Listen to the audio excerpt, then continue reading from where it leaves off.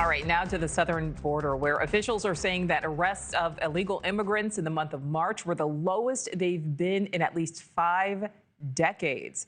CBP reporting roughly 7,200 arrests, a dramatic decline from the numbers we were seeing just a few months before that.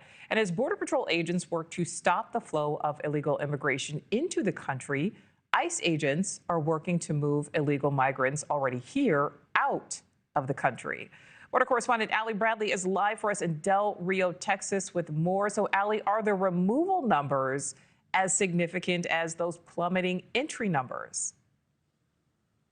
Yeah, so they're starting to go up here, Nichole, since the start of that administration. What we can tell you is they're on average deporting 1,400 people a day. So since these deportation efforts began, they've actually removed just over 100,000 individuals. That is according to Assistant DHS Secretary Tricia McLaughlin. Now, they've also arrested at least 113 individuals since January 20th.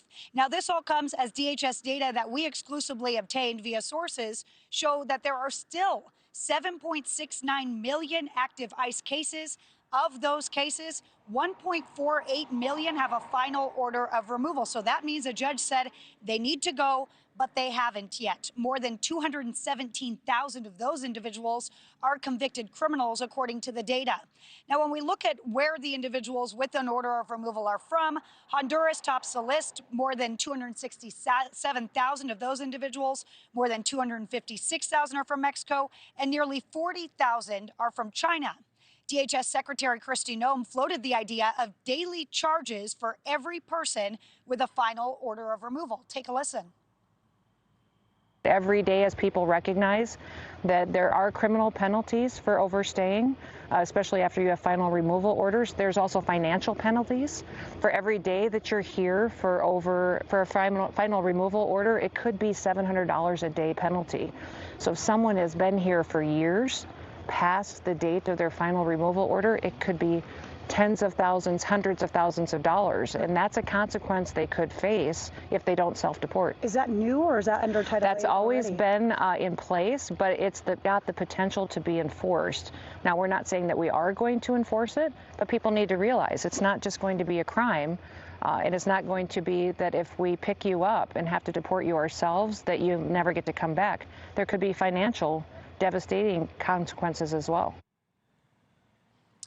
Now, Nichole, we've regularly heard Border Czar Tom Homan call on Congress to allocate additional funding to these deportation efforts because he says they need bed space. When they arrest these individuals, they have to go through some process. They're not just put on a plane and parachuted out. They have a process they need to go through, and they also need more money for planes in these deportation flights. So they're waiting on that. Of course, we're seeing other sheriffs jump on board to some of these immigration efforts as well. They're going through some training processes right now to help out. Nichole. All right, so Allie, on the other side of things, what can you tell us about the number of people coming into the country right now?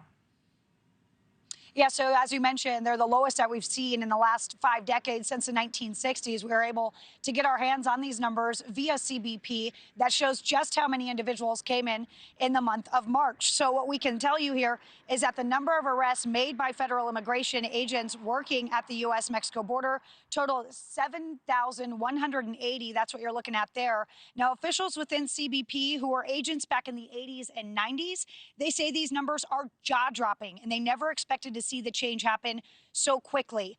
Deputy Border Czar Mark Hall tells us he has never seen numbers like this in his 41 years of enforcement. In March, CBP data shows on average they're seeing just 232 apprehensions a day across the entirety of the southern border. That is 9 sectors. Now, Ron Vitello, we also talked with him. He is a supervisory agent right now with Customs and Border Protection. He was also a former chief of Border Patrol. He says that the morale has completely shifted. These guys under the Biden administration didn't feel like they were able to do their job, saying that they were basically the middlemen in this whole operation. But now they feel empowered to do the work and to keep the border secure. Nichole, of course, they're looking for that full operational control.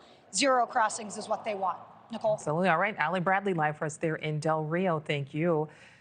Thanks for watching. Go to joinnn.com to find News Nation on your screen. And don't forget to click the red subscribe button below to get more of News Nation's fact-driven, unbiased coverage.